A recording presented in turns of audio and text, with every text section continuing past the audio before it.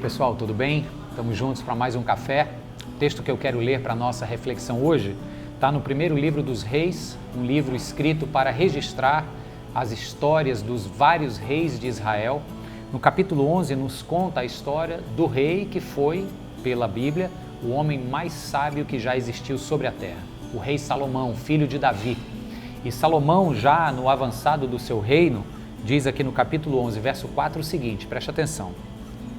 À medida que Salomão foi envelhecendo, suas mulheres o induziram a voltar-se para outros deuses e o seu coração já não era totalmente dedicado ao Senhor.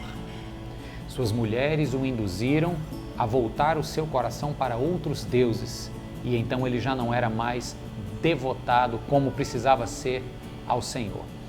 Sabe, essa passagem aqui não é absolutamente a respeito do poder maligno que as mulheres têm de desviar os caminhos dos homens. Não é disso que se trata o texto.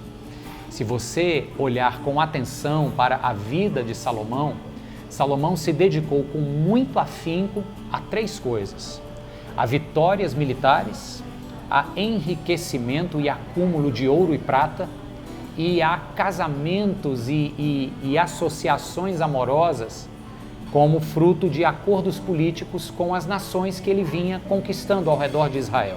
Então diz o texto que ele teve 700 esposas, frutos desses acordos militares, 300 concubinas que ele trouxe para dentro do seu harém.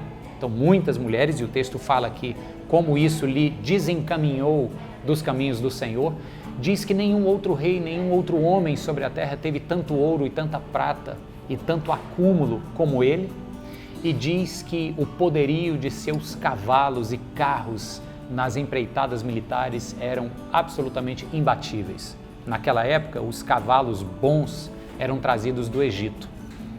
E por essas três coisas, Salomão vai aparecer para nós como um paradigma de idolatria. Deixa eu explicar isso para você. Paradigma é um padrão.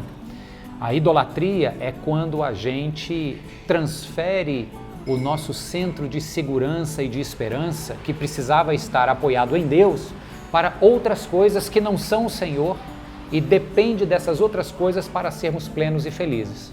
Salomão, em algum momento, depositou a sua confiança e expectativa de plenitude no seu poderio militar, nas suas riquezas e nos seus acordos nupciais. E olha só como o povo de Israel já havia sido advertido desta tendência idólatra de um rei. Eu vou ler para você agora um texto que é surpreendente, que está lá no livro de Deuteronômio. Se você não lembra, eu vou te recordar aqui que o livro de Deuteronômio é entregue ao povo quando o povo de Israel está prestes a conquistar a terra que havia sido prometida por Deus ao povo. E quando o povo está para entrar, Deus diz: chegará o momento em que vocês terão reis. E aqui no capítulo 17, Deus diz para o povo o seguinte: esse rei não deverá fazer três coisas. Presta atenção. Deuteronômio 17, verso 16. Esse rei, porém, não deverá adquirir muitos cavalos, nem fazer o povo voltar ao Egito para conseguir cavalos. Os bons cavalos vinham do Egito. Segundo, ele não deverá tomar para si muitas mulheres, se o fizer, desviará o seu coração. E terceiro, também não deverá acumular muita prata e muito ouro para si mesmo. Uma advertência de Deus, séculos antes, dizendo: esses governantes terão esta tendência idólatra. Cuidado, para que eles não depositem a esperança militar deles na força dos cavalos do Egito, para que eles não depositem a segurança material deles no acúmulo de ouro e para que eles não achem que as muitas mulheres estão ali apenas para o seu bel prazer, mas elas certamente o influenciarão a prestar atenção em outras divindades que não o Senhor. Salomão fez tudo isso. E o reino dele, apesar de próspero materialmente, terminou de maneira triste, porque a partir de Salomão, o reino já estava dividido dentre si. E aí, a partir daí, o reino de Israel nunca mais foi o mesmo.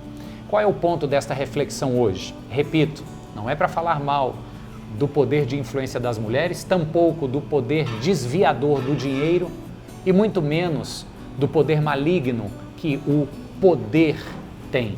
mas sim para te lembrar que todas essas três coisas, que muitos consideram o tripé da desgraça, dinheiro, sexo e poder, na verdade são coisas boas, mas que o nosso coração idólatra podem desfigurar e corromper.